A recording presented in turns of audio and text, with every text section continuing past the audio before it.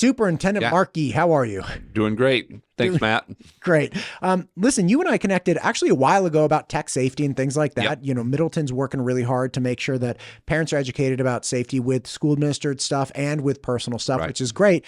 But you and I stayed connected talking about the education system in and outside of Middleton. And you guys are running a bond coming up here because, look, Middleton and Star, those are the two places that, I mean, when I first moved to this area, people were like, yeah, you know, Meridian's growing a lot. And I said, well, everybody's moving to Eagle, right? And they're like, yeah, but Eagle's only building like 300 houses a year or something. Like Eagle itself is not growing. It's a popular area. And I don't live in Eagle. I live in unincorporated Ada County, but Meridian was growing a lot. And then I, soon after that, I found out about Star and Middleton and how it, like, unbelievably quickly those places are growing. Middleton is at the hub of that. It's a very popular place. You have, it's still a great mix of agriculture and you know, urban kind of goodness. And as such, you got a lot of kids that you're educating. Talk to me about this. Yeah. So we really are kind of that, you know, that middle of the road. There's a reason it's Middleton, I guess, right? But one of the things, even when I came into the area in the first place,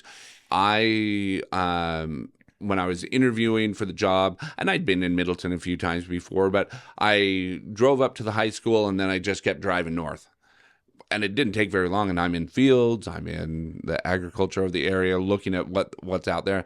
And, you know, I grew up in southeastern Idaho, and my backyard was fields. My parents, it's still those fields back behind them. My dad had a farm up in the Teton Valley, and that just feels right, having that agricultural background, having that agricultural base.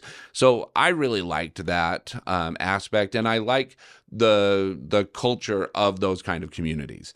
So when the job came open, that was something that pushed me there. But it is something that a lot of people are looking for. Right. They're looking for that kind of experience. And so, could I interrupt you real fast? Yeah, please. Okay. First year I was here, I moved here in January 22. And again, I moved from the state that shall not be named. Like, totally.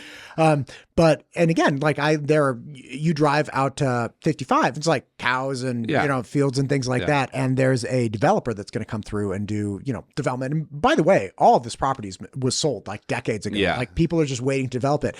And people got so mad when this guy came through. It's like, hey, I'm going to do, everybody here has like RVs and boats. Like, we're going to do this RV and boat storage. Yeah. It was like, no, you're not. Like, the people really move here. At least a lot of people in my community move here. They're like, we want this ag base. We want this area that's going to be preserved. And, you know, development, progress, as some people put it. It's like, you can't keep that. But yeah, I have a great appreciation for, like, I really like the cows. Right. The fields. Right. No, and it is. It's just nice to, it's a good place to raise a family. It's a good place to live. Yeah. You know, there's something to be said about sitting on your porch and out in the country. I love it. Yes. You know? Do you have a wraparound porch? We do not. Oh, but that's my like wife and I have talked about that every time we see one. Oh, that is a nice porch. You could sit in all kinds of places on that. That would be great. That is a nice porch. I like that porch a lot. Right? See, as you go around the side, it's sunroofs. You move too. No, it's good. So anyway, Middleton, you know, a lot of people are moving there, and they've been seeing that steady growth over the last several years. About 2015, well, you know, Middleton had a fire at their high school in the 2000s. And then as a result of that fire and then some growth, they got that high school passed, and Middleton has one of the best high schools in the state, in terms of the facilities and things like that. But that came at a cost of it, you know, it's around 40 million or so to get that done. We're still paying on that bond. We got about 4 years left on that. But in the meantime, Middleton's continued to grow. When they built that high school, there were many classrooms that were locked and just empty because they built it knowing that this growth was coming. So they just set those classrooms aside, said nobody's going to step in those classrooms until we need them. And, well, we're getting into the 90% capacity at the high school now. But that growth kept coming. In 2015, the board looked at it and said, we know that we're going to need another elementary school soon. We weren't at the levels that we are now, but we know it's going to come. So they started putting plans together in 2015. 2018, they ran a bond for a new elementary school, and they had some other things on the bond, some like a little money for security upgrades, a little bit of money for some repairs, but it was primarily that elementary school. So they started going through and they said, this is what we're trying to do. We've got a property and we've got a design, and here's what we'd like. First time they got around 60% of the vote. Didn't pass. And then they decided we're going to run it another time. In 2018, they run it again. It actually goes down. And they say, well, we're going to try it one more time. We're going to split up the components of the vote. 3 different votes. Went down again, below 50% at that point for the vote. And if I may ask, like, was anything negative happening within the community? So you start out, it's like, okay, roughly almost 2/3 of people agreed to this. Right. And then all of a sudden it's like this slide. There was a slide, and I don't know that I can speak too much to what was going on. There were some things though. Middleton at one point in 2018 got in the national news for some decisions that were made, some things that were posted to a Facebook post. And one of those elections happened in the few days after. And so there was turmoil in the community. I don't know that the turmoil was surrounding the school, meaning the elementary school, the bond, and what they were asking for. But there were other questions. There were certainly some trust things going on within the community. And so, anyway, it didn't pass again. And then you had some of that turmoil going on, and then you had COVID, and there just was not a room for any of that to happen. So I started in 2021 in Middleton. We were just coming out of COVID, and we worked for about a year. And then in 2022, fall of 2022, August, we ran a bond, and we did an elementary school, some of those repairs that still hadn't gotten done at one of the other elementary schools. And then we were going to do a CTE center. Now, the goal of the CTE center, besides expanding our CTE offerings, those career technical education classes, we knew if we've got elementary kids that are, filling up our schools, those kids are going to be growing. So while we're at this, looking at this elementary school, let's build seats. Let's get seats, because if they're taking classes at the CTE center, that's freeing up seats in the regular high school, right? And so we were kind of trying to look forward on that. We were trying to expand. But when it came down to it, the community voted in August of 22, 53%. It's better than 50%, a majority voted for it, but not even close to that 66 2/3 that we needed. And we stopped right there because we said, all right, we've tried this 4 times with the same design, the same setup, the same basic thing going to the community. And there was actually a gentleman walking with a sign out in front of our district office on voting day. The sign said, "We already told you we didn't want this." And it was different wording. It was different wording, but that was the message. Told you. Can I get him on the show next? Right? And if you have his number. And I went and talked to him a little bit just to see what he had to say. But he just was like, "We already told you. You've tried this 3 times, and you're trying it again, and this time you added to it. What are you doing?" And I'm a competitive guy. I want to see us, win the bond and all of that. Yeah, because it comes with like $1 million payout to you. Yeah, right? I wish. Yeah, like, no, this is and I'm sorry to digress here, but this is one of the things that I get that is really curious to me with regard to public education systems. When people run bonds for public schools or plant facilities levies, especially when you're dealing with administration or you're dealing with school boards, it's like, you realize they don't get the money. Right. Like they're not like the school board. There is no $1 million payout. The school board members, they don't get a bonus. Like they're volunteers. The people that are working in admin like you, there's no compensation attached to your capacity to raise funds. Like there's no monetary benefit for you at all. No, so when people are like, "What are you doing? You're just being greedy." It's like, greedy for whom? Right. Where does this money go? Right. Right? Like what? Like the greedy contractor who's building the school? That's like or like is it the greedy kindergarten teacher? Is that the person who's like what do you? And again, bond doesn't even go to learning. No, right? it doesn't. That's Bond goes Bond's to the just building. to the building. It's just the building. And so when we looked at it, we said we got to do something different on this. We can't just repackage this and try to sell it again.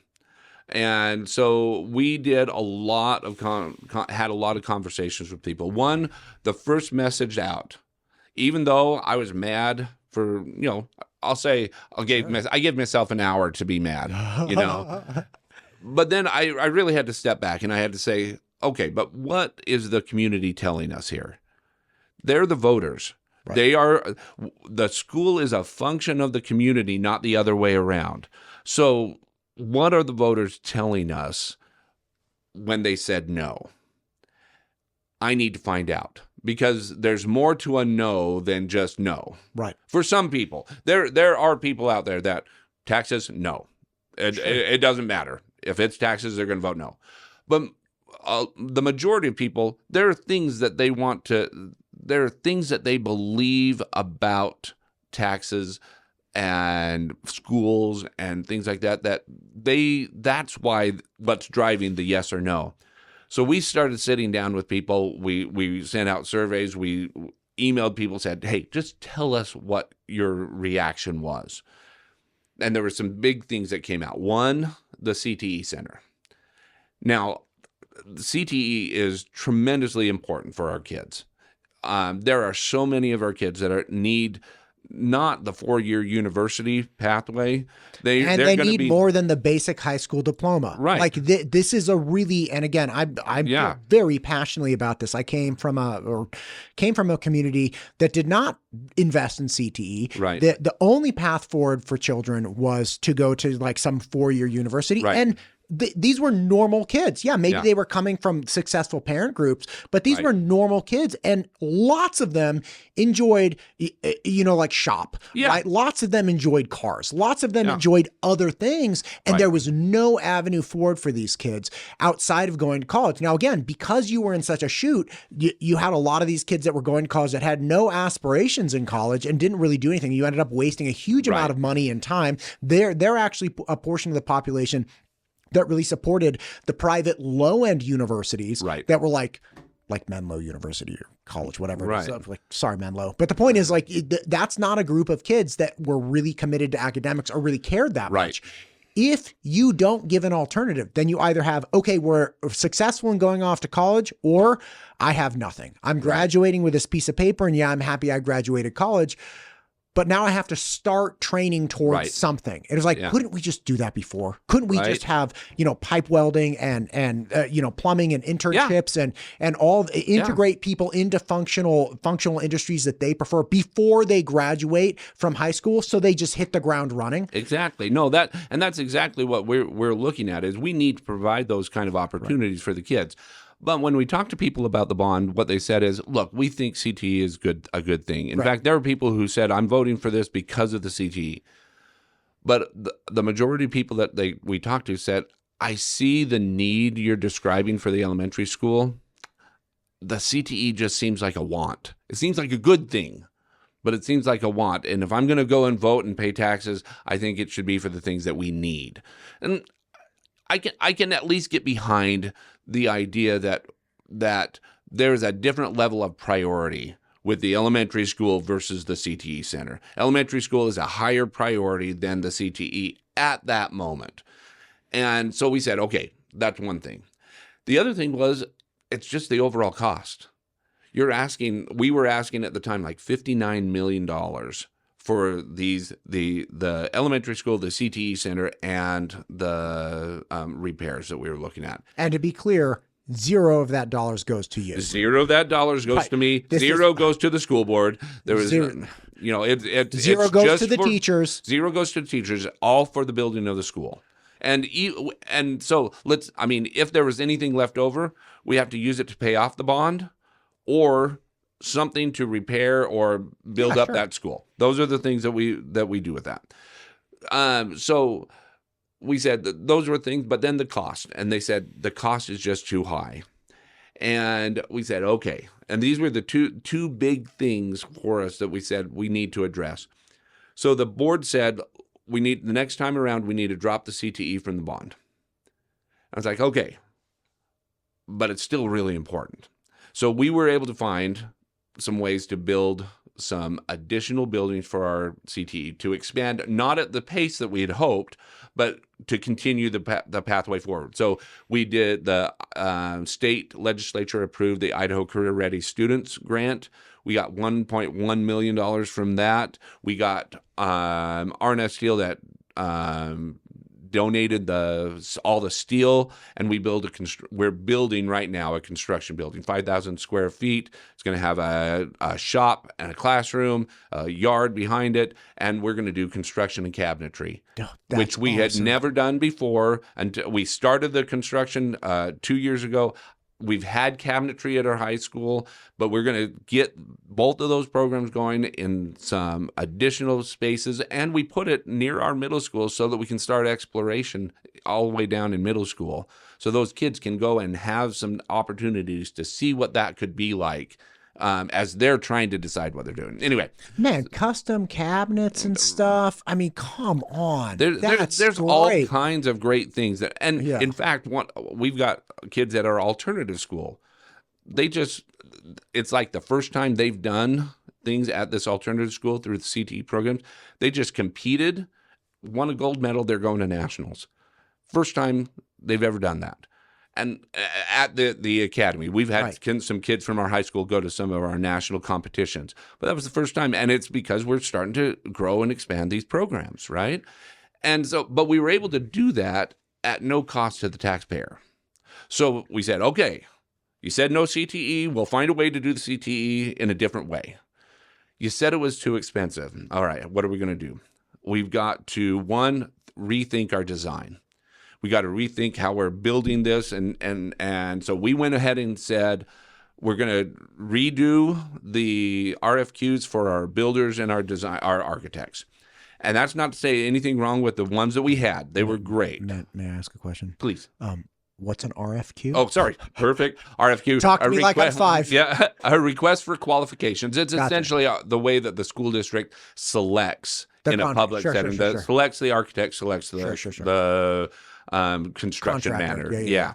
So we did that and ended up with LKV and ESI. LKV is the company name. Okay, there we go. I actually don't know what LKV stands for. It's that they're LKV architects, and then there's ESI builders. Great. So those we selected them. The board selected them, and we started redesigning. And then we said, okay, we got to do something about this property we have, because the property has slope. The property we had a slope of about 20 feet from one end to the other. That's several $1 million worth of earthwork just to get it in a position so we could build on it. The sewers system, the one that we wanted to attach to, is full. We got it attached to, that's the downstream one. We got it to the upstream one. We got to build a lift station. All of those things were going to add costs. So we said we got to look for something new. So we contacted a developer. The developer reached out to us and said, hey, I could do this for you. And we ended up with a 12-acre donation of land, flat land, doesn't have a lot of there's always earthwork, doesn't have a lot, but he's also going to bring all the utilities to the property, which means we're not trenching. We're not doing any of that. That's a huge savings. So we're like, okay, that's going to bring the cost down. Then we redesigned the school. Go ahead. Who donated the 12 acres? And that was Corey Barton Homes. Corey Barton. That's great. Donated the 12 acres. Is that the CBH? CBH, yeah. Dude, hell yeah, CBH. Yeah. So it was, and that developer's bringing the utilities to the property. Bringing the utilities to the property. Dude, so that we don't have to do that. Dude, shout out CBH. I had no idea. That's wonderful. Yeah. Like, gosh, man, people pitching in like that. Well, and I think it's important because the something in our community is, well, these developers coming in, they ought to be paying. And I just thought that CBH stepped up.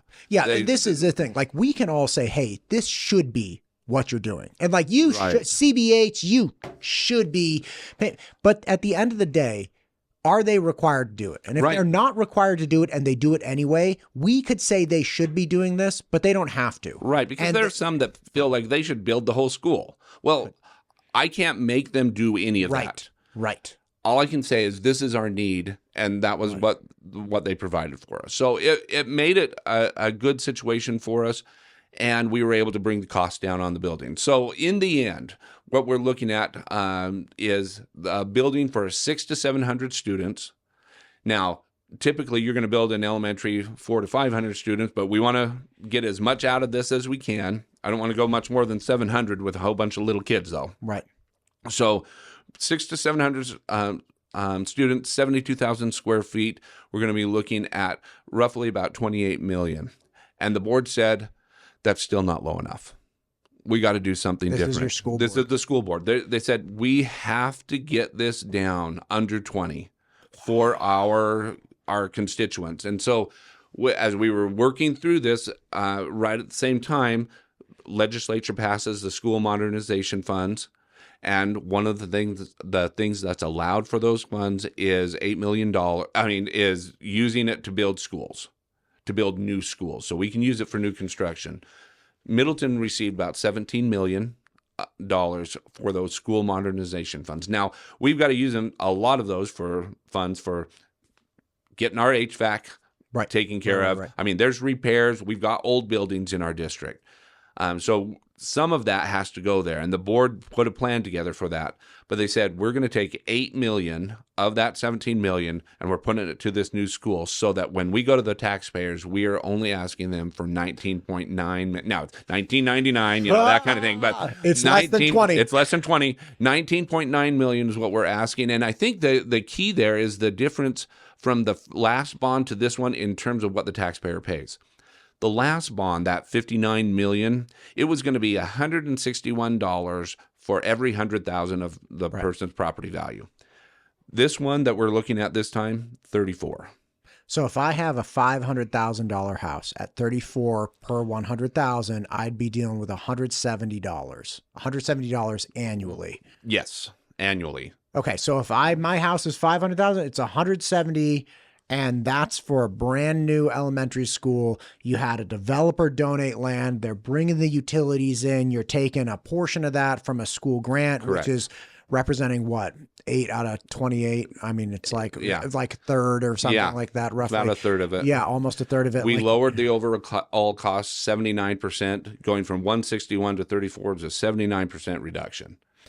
And at some point, it's like, wow, that's wild that you've been able to drop it that well, much. And that was the goal. I mean, again, the board said we have to listen to people. We can't just go to them with the same thing we did before. Right. So CTE, it's a want. Okay, we figured out how to do it without asking the taxpayers. The cost of it, the land you're on, we got new land. The design, we changed the design. The overall cost, 79% reduction in that. It's and I say that because we felt and the board and I felt we have to be responsive. Again, we're a function of the community, not the other way around. The community's not there to serve you, to serve me. You're there to serve I'm there to serve them. Right. It is my duty to get it as low. Now, it's not free. I can't say that thing is, if you don't build 72,000 square feet for free. It takes money to get it done, but we feel like we've gotten it to a point that that's doable for the average citizen within Middleton School District. The other thing that I think is important for people to understand is right now, there's another piece to this that is in terms of our property taxes, that our legislature has been passing property tax relief over the last 3 years, right? So one of the things they've done is some funds that come in to school districts specifically to pay off bonds and levies so that they don't have to ask for the taxpayers. Because every September, we look at our bill. We've got a bill for a supplemental levy. We've got a bill for our bond. That's the high school bond. We have to pay it out. So let's just take the high school bond. $4 million roughly is what we pay every year to pay off that bill for the bond. The state right now, last year, the state sent us $2.3 million to help with bonds and levies. We have to do it, use it for that. We can't use it for anything else.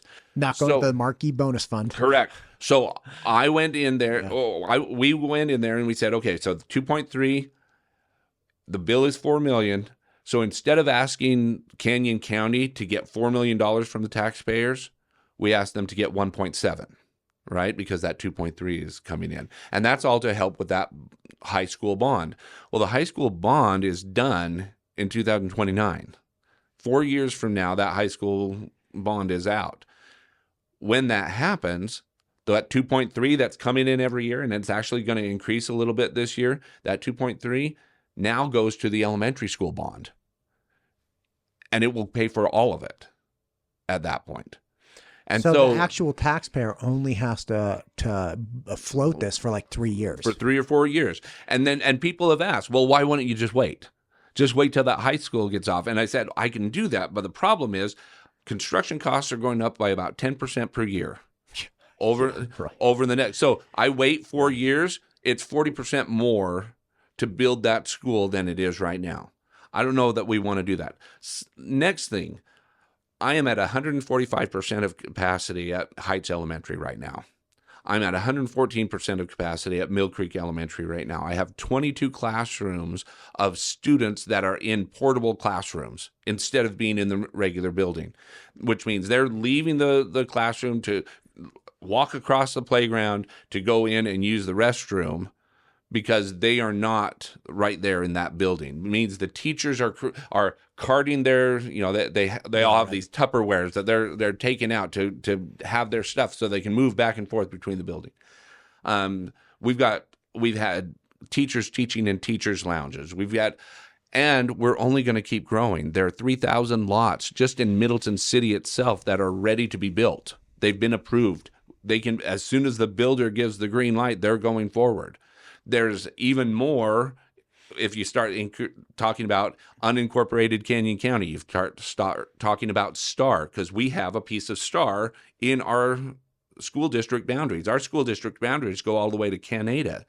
So from Canada to Kingsbury Road, that's all Star. All those people pay taxes to help, and those kids go to Middleton School District. Those homes also add to that amount. So we're gonna continue to see homes and students build and come into our schools. We wait 4 years, it's going to be even worse. And so, in my mind, this is the time. Because if it doesn't happen now, okay, well, this bond doesn't pass. And this isn't like a threat. It's like, do this or else. It's just the reality of the situation. This doesn't happen, I have to redo boundaries. I have to, which means students are going to elementaries that are further away from where they actually live than the school that they're actually at. I redo those boundaries. We might have to look at year-round school for our elementary kids because we just don't have the space. I can't keep adding portables. I got one elementary school I could put some more portables at, but that only lasts for so long. We do a year-round schedule. All of a sudden, that means elementary kids are on a different schedule than the high school kids. And sometimes, everywhere that I've ever seen that does that, nobody likes it. Right. It's just you do it out of necessity. Or maybe I don't do that. Maybe the board says, you know what, we're going to take that old building that we have that we're just using for storage right now that used to be an elementary school, but it's got asbestos and all of these things. We're going to take that $8 million because we don't have any other money we can use for it. We're going to take that $8 million that was going to go to the new school and we're going to refurbish that so that we can, put the kids in there. Right. You refurbish, can it be done? Yeah. Is it the most efficient use of the dollars? By no means. If anybody's ever done a refurbishing, I know that the cost of that is right now said to be about $5 to $6 million. But that's before anybody gets into the walls. You haven't pulled everything off the wall, and you pull things off the wall, and it's like, oh, I had no idea that was going to be there. Then you get the remediation people. Right, you got to get the mold person. You got to get all of those things. So these are all options. The other thing is that all adds to traffic that's happening in Middleton. If you don't ever drive through Middleton at 8 o'clock or 4 o'clock. Right.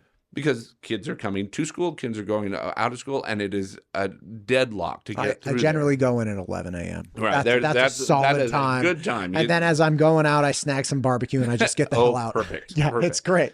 No, so now is the perfect time. And I am not, as the school superintendent, I can't go out to people and say, vote yes.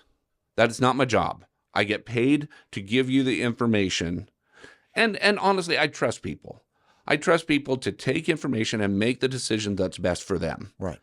Obviously, I want to see the school built. Not because it's going to be called the Marc Gee Elementary, not because I'm getting some bonus, not because of some pride, look, I built this school. It's because that is what those kids need. That's what the kids in our community need. And so I want to see that. But it's not my job to go and say, vote yes. There is a community organization that's out there. They're putting signs up. They're doing all of that. That's not the district paying for that. The only thing we pay for is to get information to our patrons. Like we just sent out a mailer the other day that had, here's common questions that people have. Here's the details. Here's what's going to be on the ballot. Those kind of questions. Right. We answer that. But as long as everybody's taking all the information in and they're making a decision based on the information that is at hand, I trust our community. I trust our community to make a decision that is each of them to make a decision that's best for them and what's best for the community. And that's what I've heard from people is, look, I don't have kids. Somebody might come and say to me, I don't have kids in the school, but I know that this helps our community be stronger. We are a better community. And honestly, I even look at that 66 2/3%. And I think, why do they do that? Why 66 2/3%? What's the magic? Why is that the magic number? And I thought, and honestly, if it could be lower, that'd be wonderful. But I think the part of that comes from, it's not just about having 50% plus one. It's about having a whole community come together and having broad support for something that we all can get behind and say, no, that's ours. Because that's what I think we're built on. We were talking earlier about just the community and what it's like in those agricultural communities. It's like the old barn raisings where everybody comes together and says, you know what? You're a part of us. We're going to help build this barn. It's that idea of we've all benefited from wells we didn't dig. I didn't pay for the road that I'm driving on, in Middleton. That was paid for by somebody long, long time ago.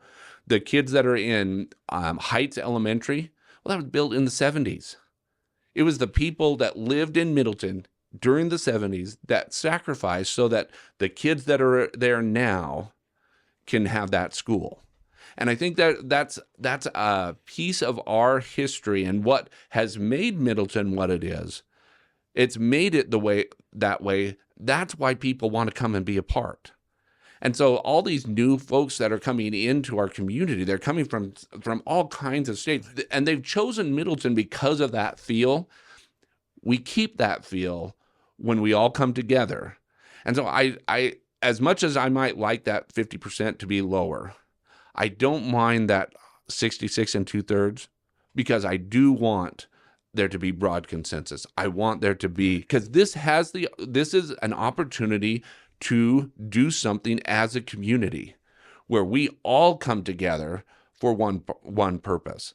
And so I think it's going to, I have high hopes. I have high hopes that it's going to pass, that we're going to see a lot of good things come from it.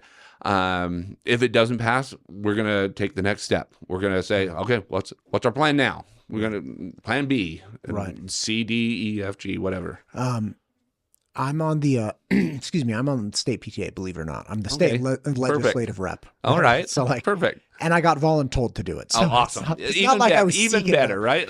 But as such, and the studio I had downtown during the legislative session is in the PTA office. Thanks, PTA. Okay. And it's wild because you have all of these old pictures of people in the PTA because the Congress of Women and Mothers for Idaho Students was like the origin of the Idaho PTA. Oh, okay, perfect. Right, and then dads got integrated into it in like the 20s or 30s. I've heard the history a gajillion times. But what's interesting is when you look at some of those pictures, the old school pictures of parents that were coming together, even through like, the Depression era, like first off, they all had hats, which is hilarious. Like they had, it's like, what, like if you were a cobbler back in the day, like you were doing good. What happened? They were like the original, one of the original industries that died off as culture changed. Right? It's like now we're going to have the second great purging from AI or third, whatever. Same with ag workers are, right? 50% of the U.S. workforce used to be engaged in agriculture. Yeah. Now, now it's not. But anyway, the point is that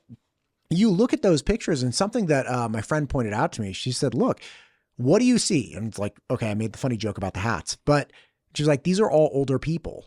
These are all people that like, they don't have kids that are going through these schools. And there was a cultural understanding, I feel like a community understanding from years past where older people understood the value of having education for children. They understood and they wanted to commit themselves to engaging in these things to support children. And like, you just don't see, like, my mom's not going to the it's like, it's this lost value proposition that people used to have to confront, right? Because I think in the presence of alternatives, there was like, you're going to be an ag person, right? You're going to be a ranch hand forever. Like you're going to throw hay bales and you're going to do all kinds of things. And no, you don't need an education. I think there was an understanding where it's like, oh, if you don't have an education, it's no problem with doing ag work, right? Especially back in like, remember like that film of Mice and Men, right? John Malkovich is like giant, but they're all living in, like the ranch hand quarters, on bunk beds. And these are grown, bunkhouse. And these are grown men and they don't have a lot. And there's the old timey guy who was going to join them at the farm. And like they were all planning and he had a little bit of money stashed away, contribute the whole thing. That was something that people really understood. They're like, listen, if you don't get an education, you will have a place in this community. It's going to be hard. It's going to be backbreaking. And it's going to be, you're not going to have a lot of options. And I feel like that was a real fundamental perspective that people had at the first half of the 20th century. And as we moved through and people started getting educations and we kind of took that for granted, which was just like, whatever, it's a trash education. It's like trash education compared to what happened 50 years ago. 50 years ago, you're a genius. Like I've criticized my high school quite a bit. I went to one of the worst high schools in California, in Northern California. And even with my criticism, I took calculus as a senior. Now, there were only 30 of us in the class, okay, out of a class of like 400.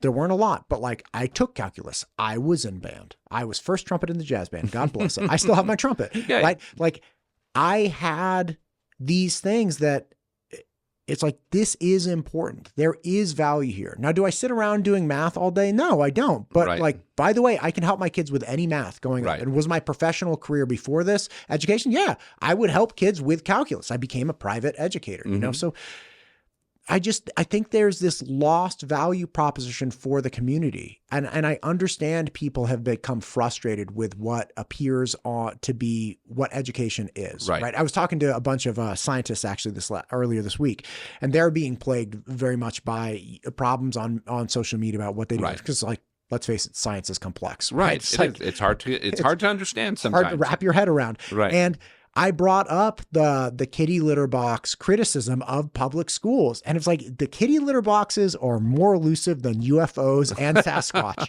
Like I've seen videos of Sasquatch. I've seen videos of UFOs. I've never seen a kitty litter box. Yet it's one of the number one things that people bring up when they're like, I'm not supporting this school. They have kitty litter boxes. Like, have you ever seen one? Like just an iPhone, a grainy ass iPhone 1 photo.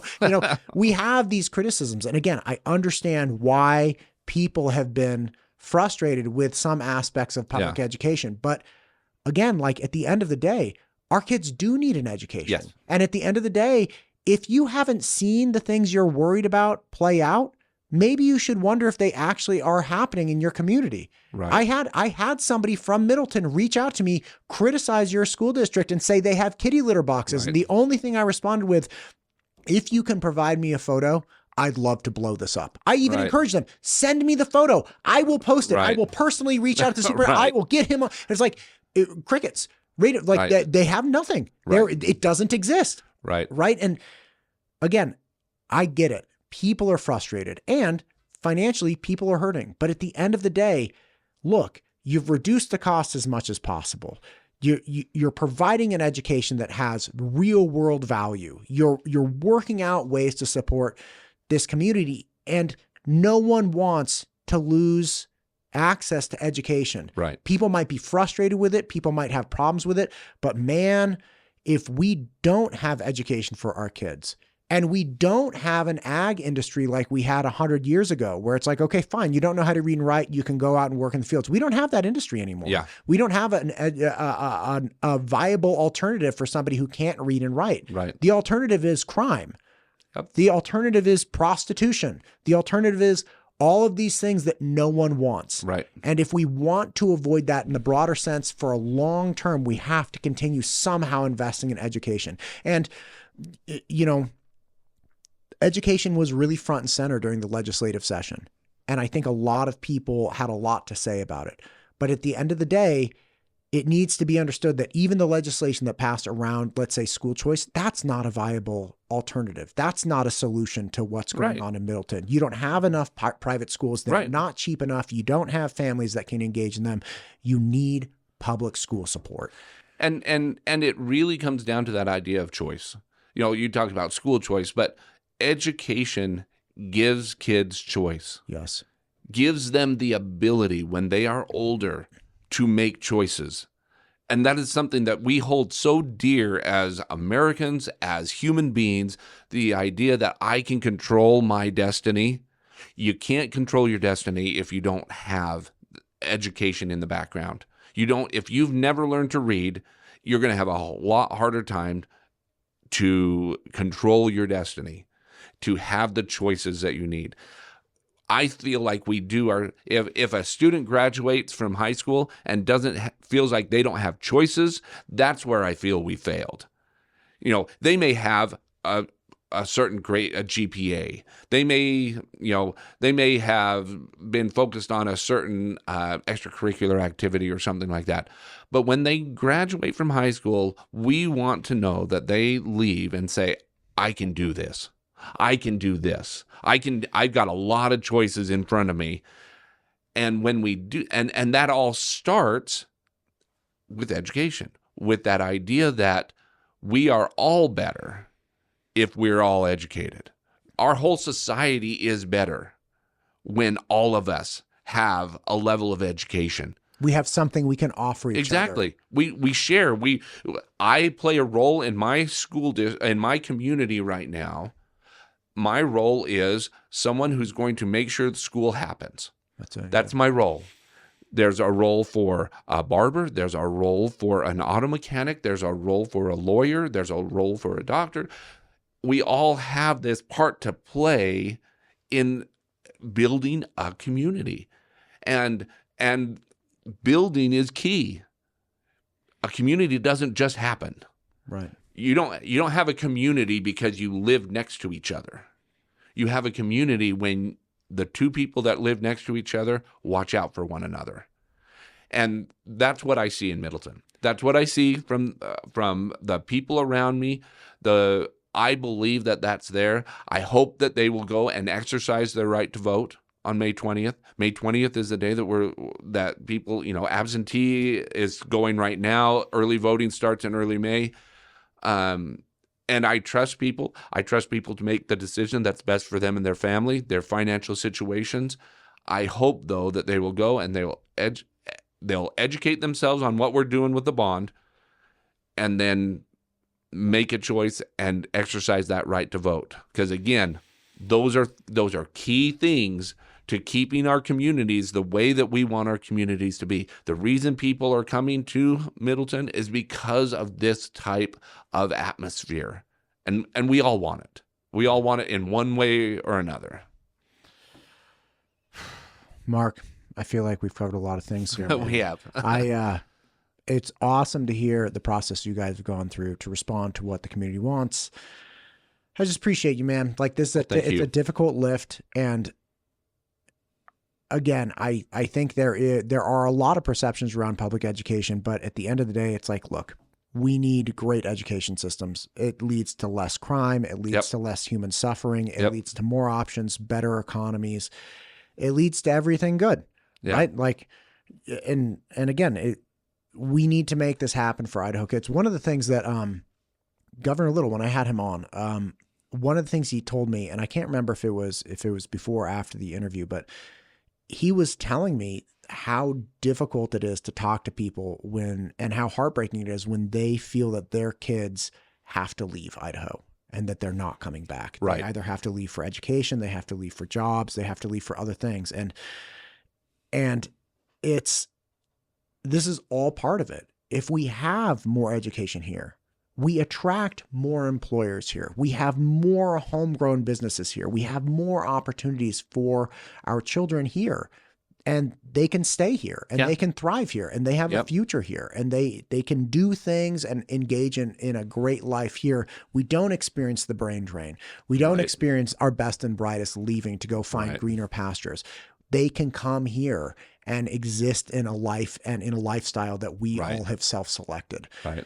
We just need to make that opportunity for them. Yep. Right. Absolutely. Thank you for coming on today. Thank you. Appreciate the opportunity. Yeah. Good luck with this bond, man. Thank you.